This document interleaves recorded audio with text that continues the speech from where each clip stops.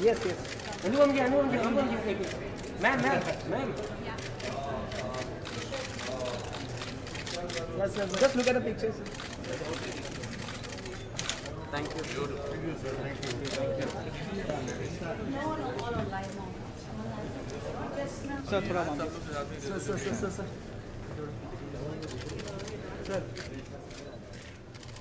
Sir, थोड़ा. Sir, yeah. The center.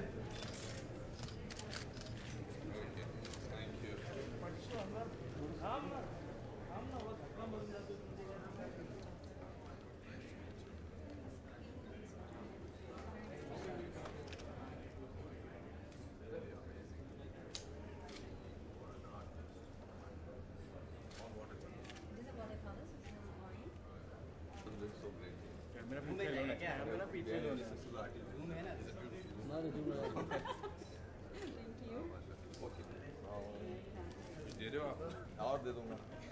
आप ये खोल दीजिए. Prakash ji. Sir.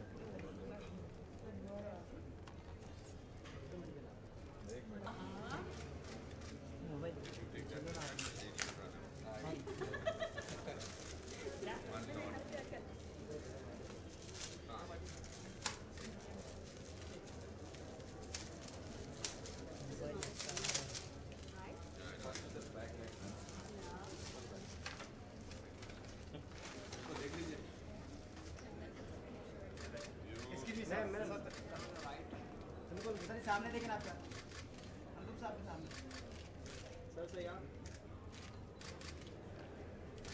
Thank you. Like it. Very good.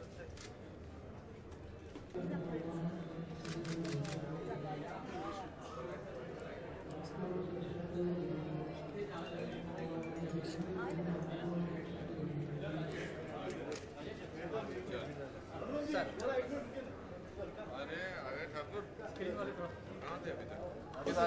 अपना Gautam, give me that my portrait. नहीं Zoom का बोल हाथ में यार. अनुपम जी. गौतम सर. सर आपके लेफ्ट में देखिए ना. अनुपम sir. Thank you. I'll just want a picture for my camera also. नहीं सर. आप एकदम को निकालो. थोड़ा सा एकदम बराबर निकालो. अरे वाह.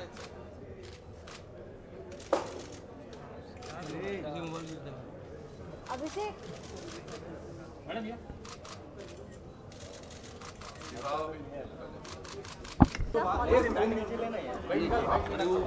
चलिए.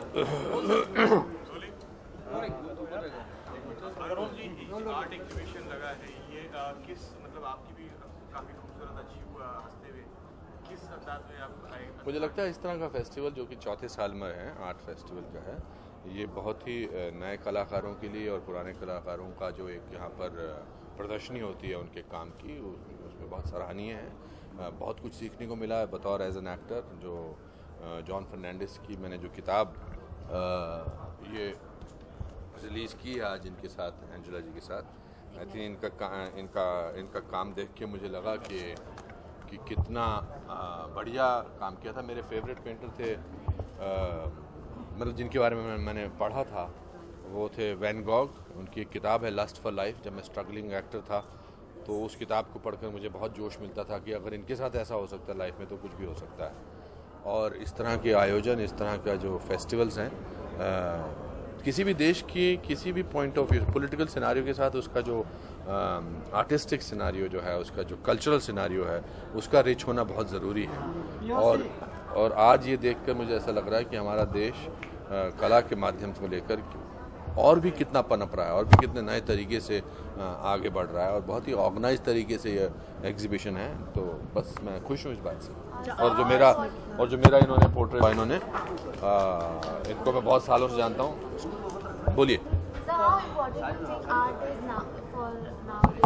Art also always reflects the society. I think it's very important. If you go to any era, any century, you will discover how the art changed from people to people, how it is from centuries.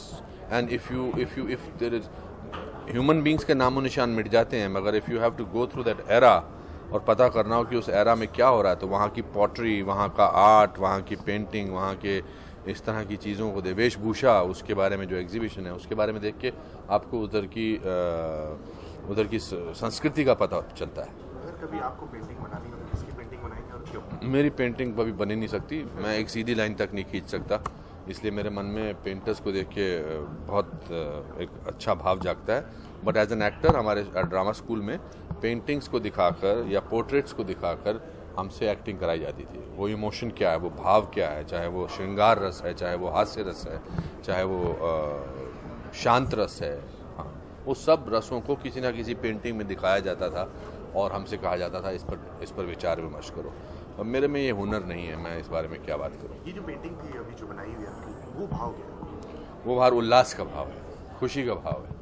वो ऐसे ही मैंने एक जगह ऐसे करके चिल्ला दिया था, फोन हंस रहा था मैं, और इसमें सारे जो इमोशंस हैं मेरे निकल के आ गए थे, और फिर देखने में वो आदमी मुझसे ज़्यादा बेटर लुकिंग है, तो इसलिए और भी अच्छी लगी मुझे।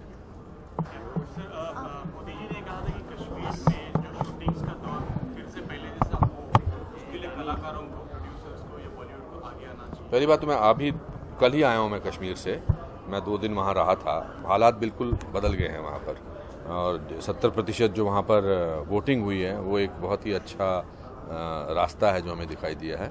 मुझे लगता है कि वहाँ की जनता को बाढ़ के दौरान पता लग गया कि उनका हमदर्द कौन है।